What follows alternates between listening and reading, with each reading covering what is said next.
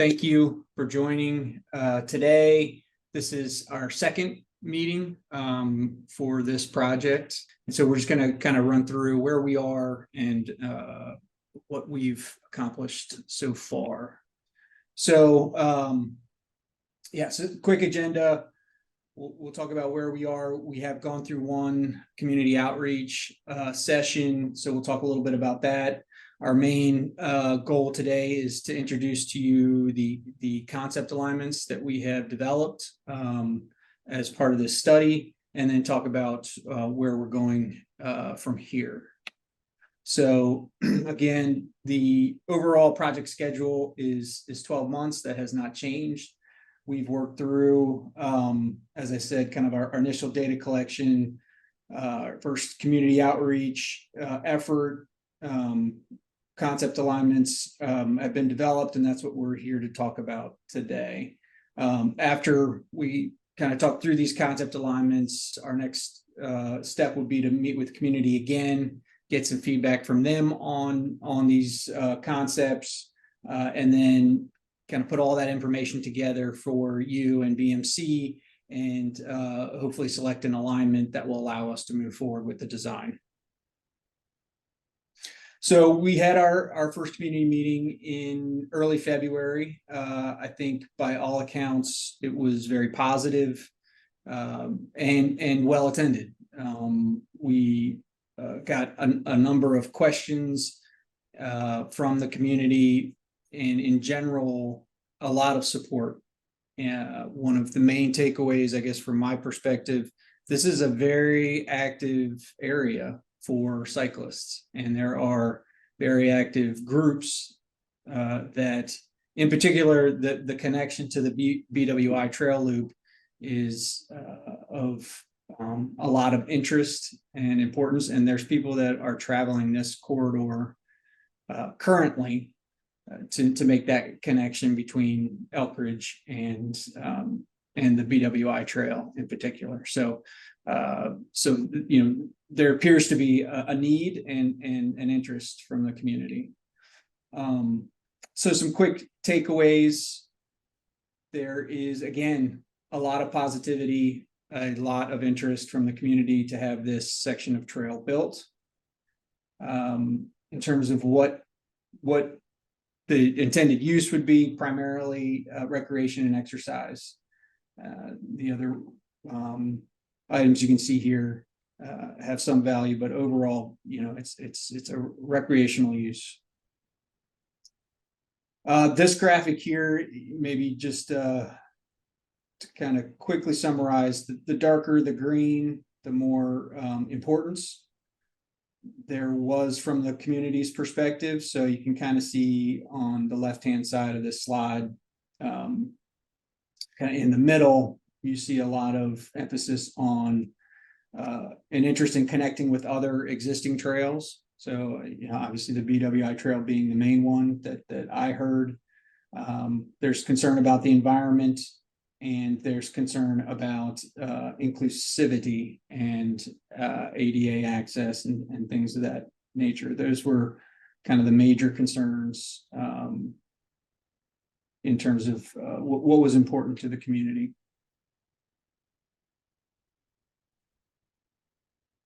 So with that information and the feedback that we received from you in our first meeting, as well as our own data collection and site visits, we have developed these concepts alternatives. We have 4 that we've developed, and we understand that ultimately the selected alternative doesn't necessarily have to be one of these specifically, but may take parts of some and mix them with others. We just wanted to have a representative number of alignments that explores what we thought were different opportunities within the corridor, and also some of the feedback that we wanted to be responsive to the feedback we received from the community. So basically there are 4 alignments. There's the base alignment or original alignment in kind of that dark forest green, which was what was presented in the RFP based on the original Patapsco Regional Greenway study. Second alignment is the stream alignment, which is in blue, and that, as you might gather, is primarily focused on the stream edge and more of an environmental off-road experience. What we're calling the utility alignment kind of goes back and forth between the roadway right-of-way and some of the more stream valley park sections, utilizing the existing utility easements.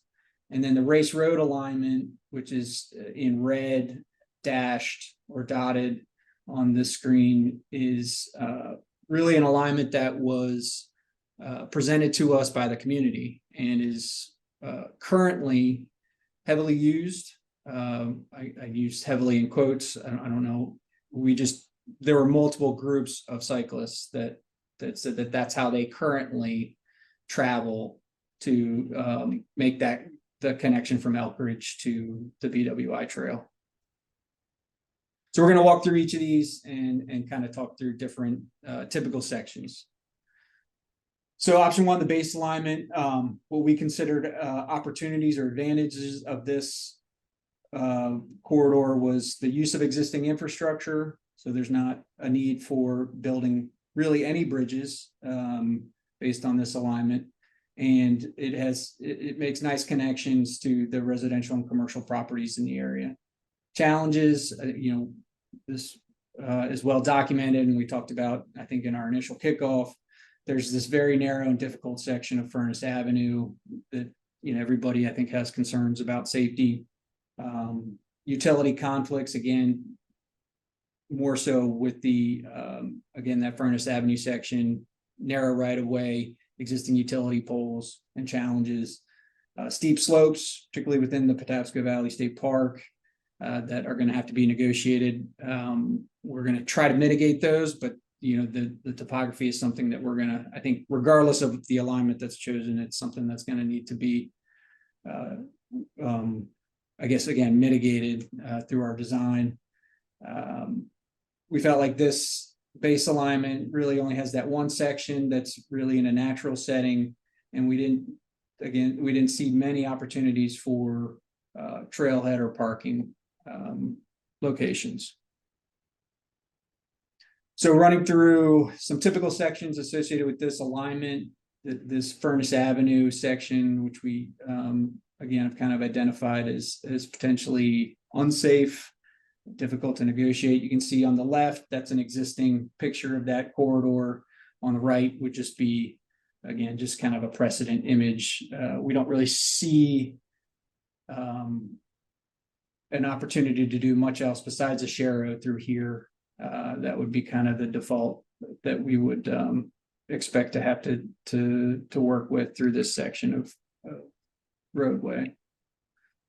The next would be the maintenance road section, the off-road section associated with this alternative.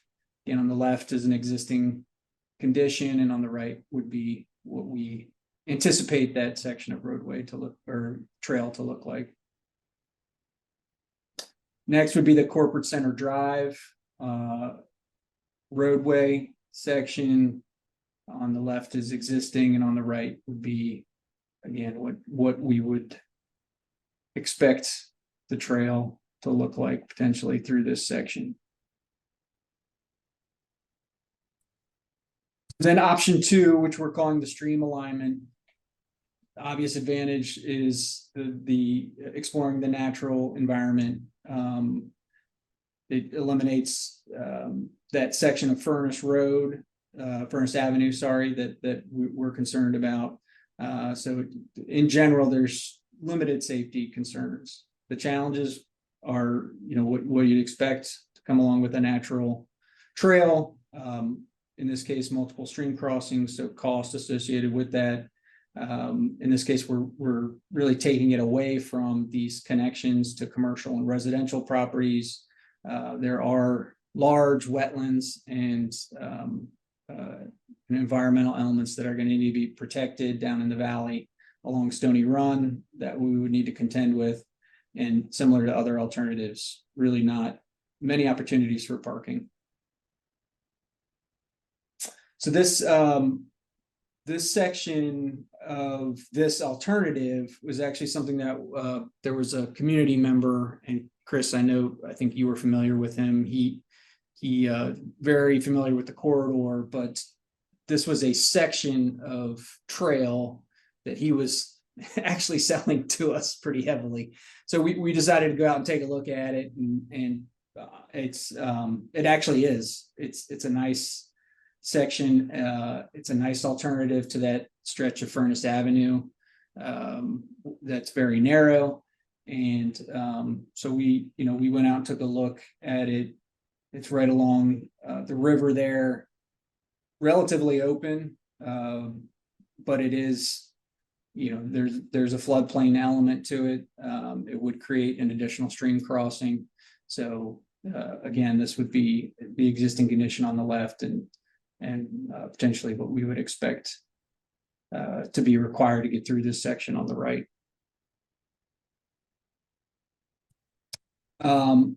We would need to get across Furnace Avenue, kind of coming out of that northern section and trying to get over to the maintenance road section of the trail.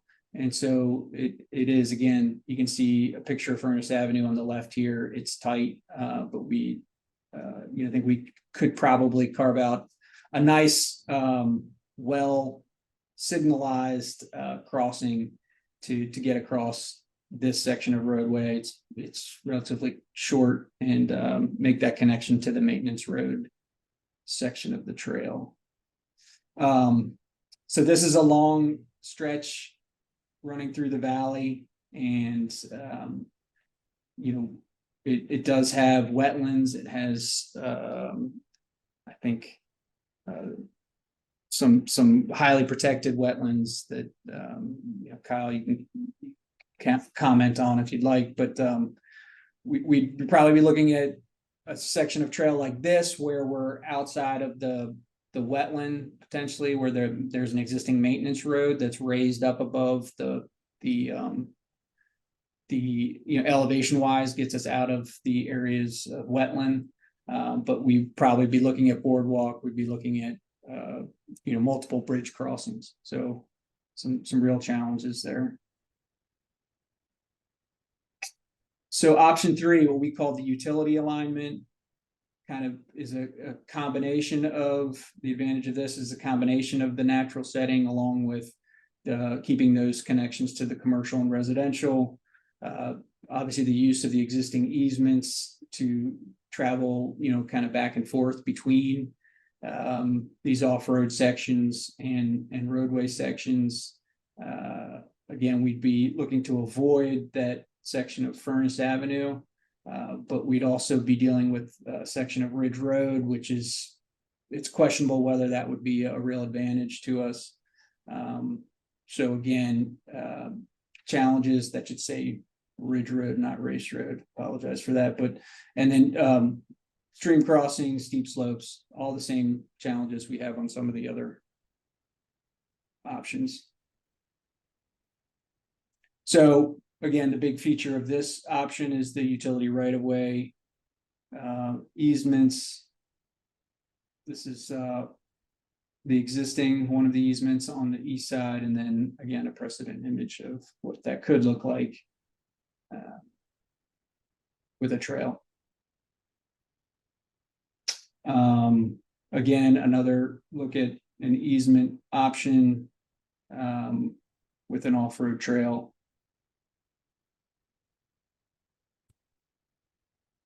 And then this section of Stoney Run Road, which really is in every one of the alternatives. There's really no other effective way to make that connection to the BWI trail without traveling over the stream valley and probably more importantly, the railroad tracks to make the connection to the BWI trail. And so existing on the left, and then what we'd hope to create on the right with a separated shoulder. I think that there's an opportunity for that with the available pavement width. And then finally, the last alignment we looked at, again, this was largely in response to the community input that we received. And this is heavily traveled currently, so it's familiar to the cyclists that are out there now. Again, it uses a lot of existing infrastructure. And they'll show you a picture that actually stretch of Race Road is, I can understand why people are using it. It's actually very nice section of roadway, very rural and open, and feels comfortable to be on. We would be reducing, some of the challenges. We'd be reducing some of the connections that were created in that base alignment in the RFP. We're really not on any natural trail settings. We would be dealing with multiple roadway crossings, and as nice as Race Road is, Hanover Road is